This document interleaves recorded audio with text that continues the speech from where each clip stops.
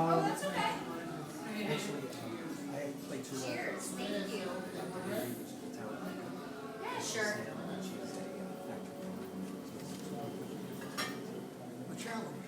Yeah, it's not a major role, but everything in the show is major because it's every role.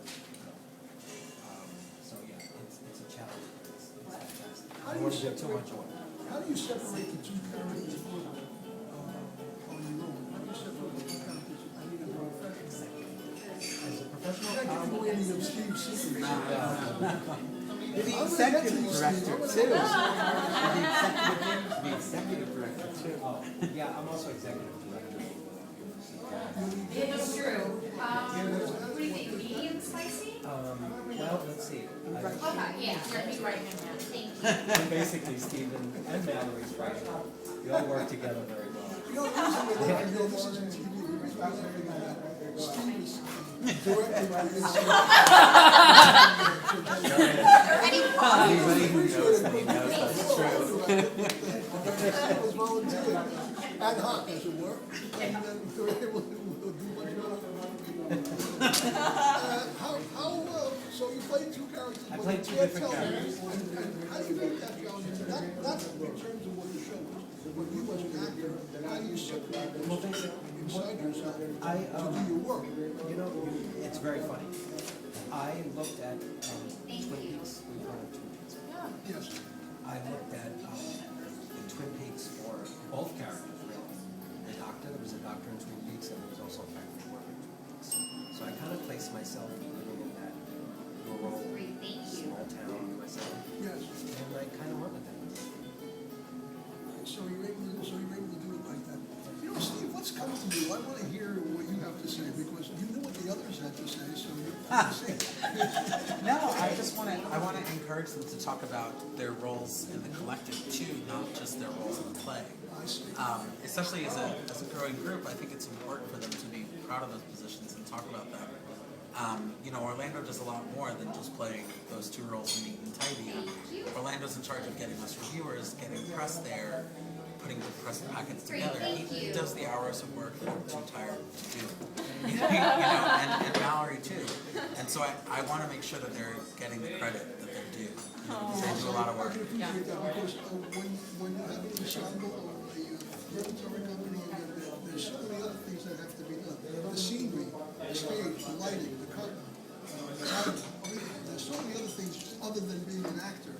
And lots of people, that's really how we learn our craft from the ground up. Yeah.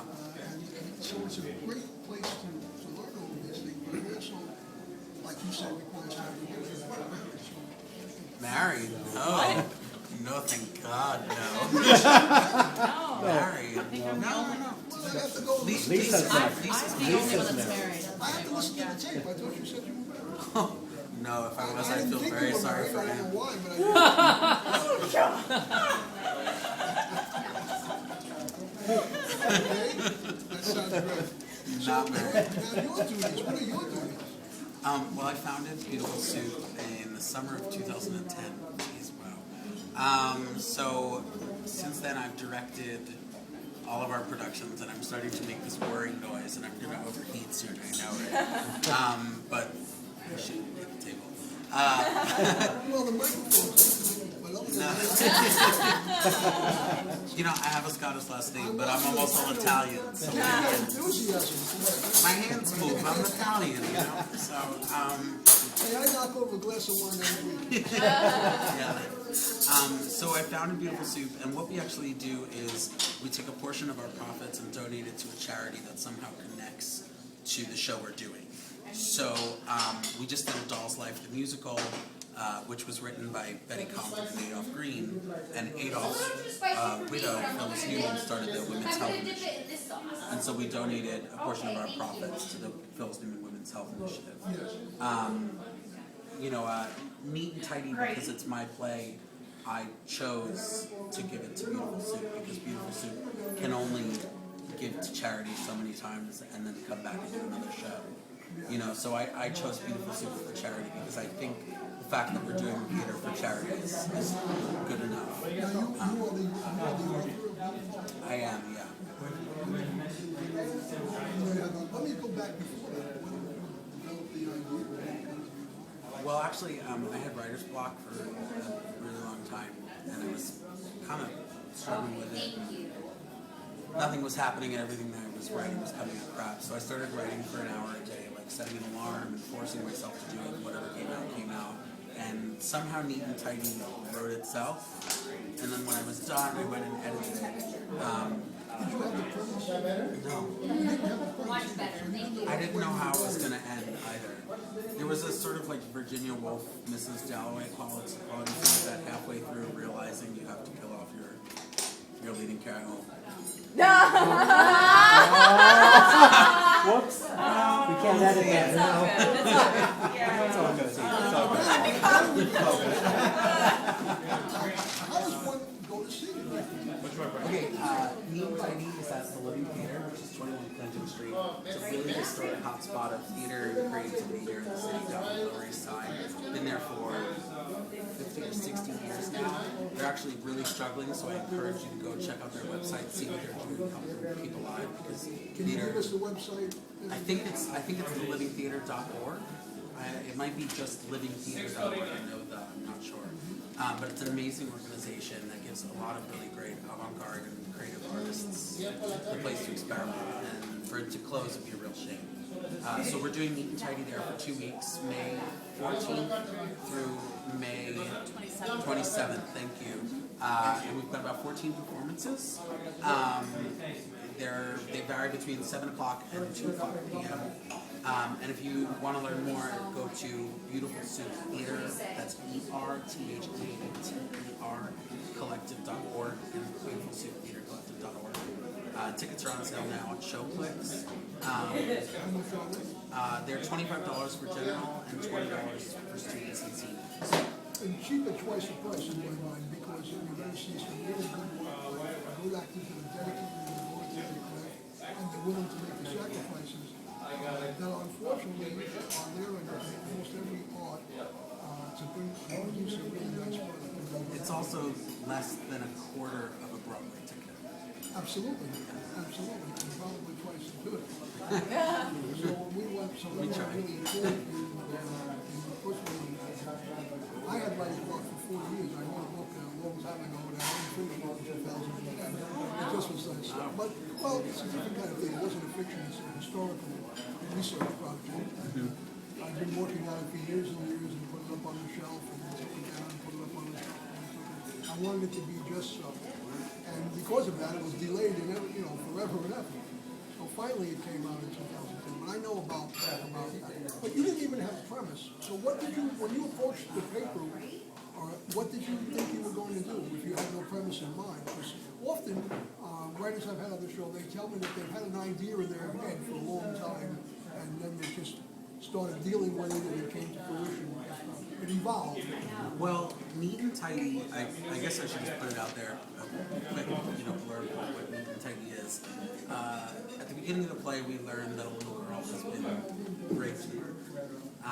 Her parents, Tom and Tracy, instead of coming together in the tragedy, split apart. And a play that should have been about this little girl becomes more about the marriage, which is kind of the tragedy of it all, is that they were so focused on their marriage that was crumbling that they forgot about the little girl. And so I guess it's a lot about that. And over the course of it, what you do is you meet the townsfolk.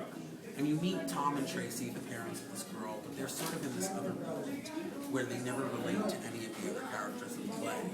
And these choral characters, they're townsfolk, they're, like Orlando said, a factory worker and a doctor.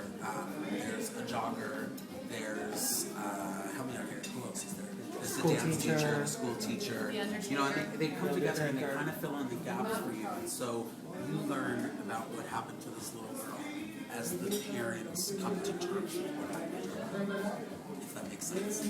Yeah, it does, and it sounds intriguing as well. And this idea, does it touch upon some life experience that you know about or that you went through? Or, because often the writers that we have on the program, they've either known about this, experienced it, lived through it. To an extent. It's a secret. It's a secret. You don't have to tell us. Well, they're listening. I guess Teamwork, I'm a teamwork. kid of divorce, you know, and I wouldn't say that I was murdered by any means. I That understand, am I that understand, kid. I get it. But I think I only look stupid, I think there was a lot of writing to come to terms with what happened Yes, in I my can own hear home. that, I can hear that. Especially with the work day, everyone was concerned with their own and trying to build noise. Yeah. I understand. And that's a very common analogy when you get into those different situations. And other situations as well, particularly for veterans, military veterans, who we cannot really understand their sacrifice. If you want to know. We can, no matter what we do, we cannot understand. And then we come back and everyone's kind of nonplussed. Oh yeah, you're in the army. Oh yeah, you're over there. Oh yeah. And it's like, almost like that you did nothing. And meanwhile, your life was hanging on a thread for 14, 16, 18 months. Well, no. On that, Anthony. No If one- anybody no one gave it can, down. no, listen. If anybody can, I think it should be required to be in high schools. Our America is doing an incredible portrait of the people in our country who are suffering the most. She did a really, really amazing broadcast on OWN about that's the Oprah Winfrey Network. Yes. About Just went open with a plug PTSD. from the A.C.LOWE Well, show. listen. About She can sleep PTSD and our tonight. soldiers. Yeah. You know, and it's an incredible hour that I think should be required viewing for this Well, I have a country. great appreciation of our soldiers right now. Yeah. And also the Vietnam era and earlier. It is an absolutely horrific thing to ask a person to be involved. Horrific. And we do it much too leisurely here in the United States. And I love this country. I love this country. So if anybody's upset, 987-860-080, tell me your story. How we doing on time? Oh, is it the time now? Oh, boy, good luck for the A.C.LOWE show. We're going to be back. Don't touch that mouse. We'll be back in a few minutes with the beautiful Super Theater Collective right after these few messages. I have to look right. Good radio. Yeah, what? I can't.